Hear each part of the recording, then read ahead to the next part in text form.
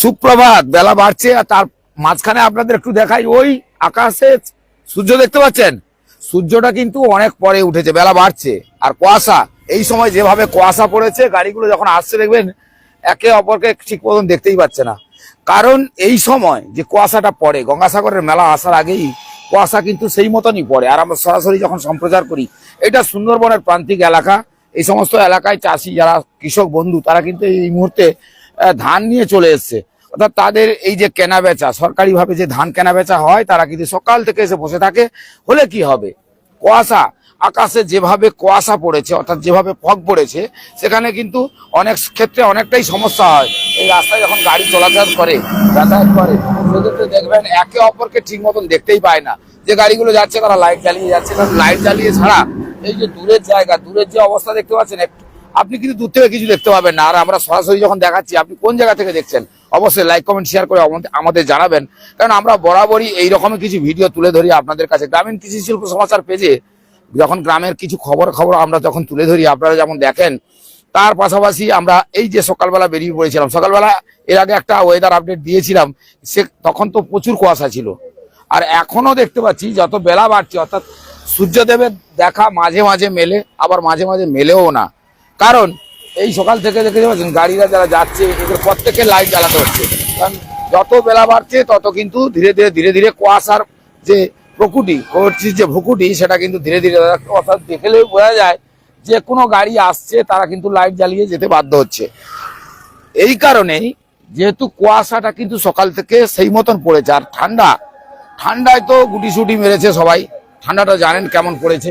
দেখুন ঠান্ডায় আমার কাকা, ঠান্ডা পড়েছে।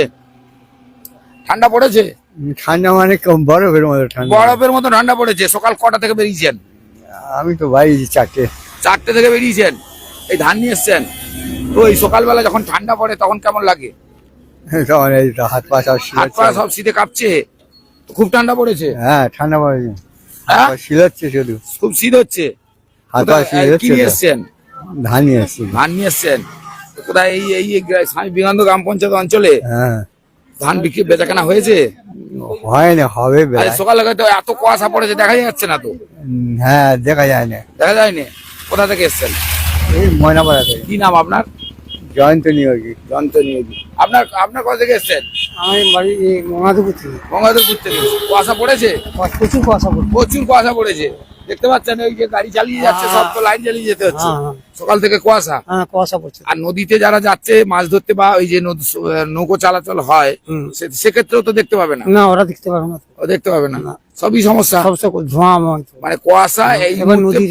আর ঠান্ডাটা কেমন পড়েছে? ঠান্ডা প্রচুর পড়েছে। একদম ওই দেখতে পাচ্ছি শাল গায়ে দিয়ে গুটি সুটি দিচ্ছেন। কটা থেকে বেরিয়েছেন? আমার তিনটে থেকে। ভোর 3টের সময়। বেরিয়ে। কি নাম আপনার? ঝন্টুলাল করণ। আপনার 3টে থেকে বেরিয়েছেন। অর্থাৎ বোঝা গেল যে সকাল থেকে যারা ভোরে ভোরে বেরিয়েছেন, তাদের ক্ষেত্রে এই যে একটা কুয়াশা যেমন রয়েছে, শীত যেমন পড়েছে, তার পাশাপাশি এই যে দেখতে পাচ্ছেন গাড়ি যখনই যাচ্ছেন তখন কিন্তু লাইট জ্বালিয়ে যাচ্ছেন। অর্থাৎ সব মিলিয়ে আজকের এই যে সকালবেলার ওয়েদার আপডেটটা আপনাদের দিয়ে দিলাম, অর্থাৎ সুন্দরবনের প্রান্তিক এলাকা থেকে, অর্থাৎ কাকদ্বীপের থেকে আমরা এই লাইভটা সম্প্রচার করলাম।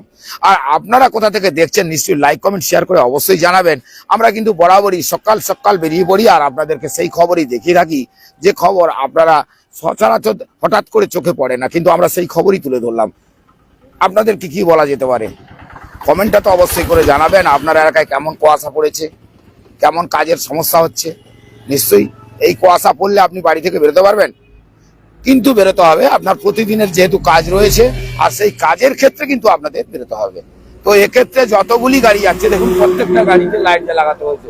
দূর থেকে যারা আসছে আর একটু দূরে, তাদেরকে কিছুই দেখা যাচ্ছে না। অর্থাৎ আমরা যেহেতু জাতীয় সড়কের উপর দাঁড়িয়ে এই সরাসরি লাইভটা দেখালাম, আপনাদের কেমন লাগছে লাইক কমেন্ট শেয়ার করে অবশ্যই জানাবেন। সবাই ভালো থাকবেন।